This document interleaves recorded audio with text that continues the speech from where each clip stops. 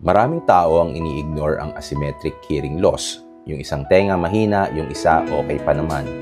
Pero ito ang klase ng hearing loss na pwedeng magpahaba ng gamutan, magpamahal ng gastos, at magdulot ng problemang mas mahirap ayusin kapag huli na ang lahat.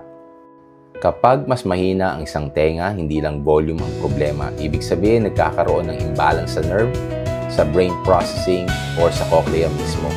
At kapag hindi ito na-check agad, mas nakakapagod, mas humahaba ang therapy, at mas dumadami ang follow-up visits. Pag may asymmetric hearing loss, madalas nerve problem ang sanhi. Kapag isang side lang ang mahina, kadalasan may issue sa hearing nerve. Hindi ito makikita ng audiogram lang, kailangan ng imaging at deeper testing.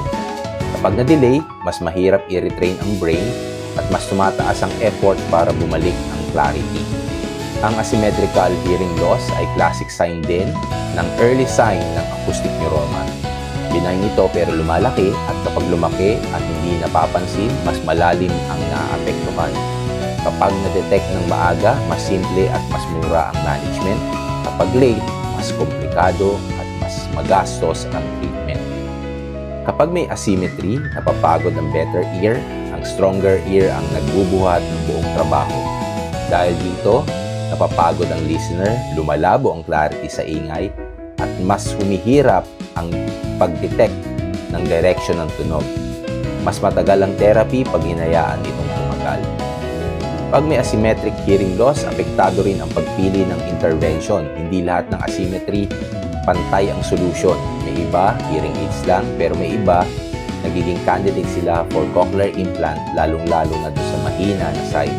Kung hindi ito ma-assess ng tama, pwedeng masayang ang pera sa maling devices.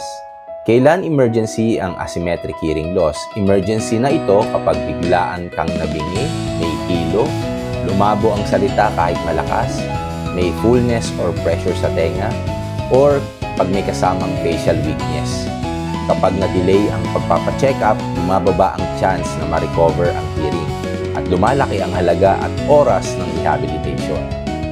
Kung napansin mong mas mahina ang isang tenga mo, mag-comment dito sa ating comment section. Tutulungan kitang i-assess kung urgent ba ito.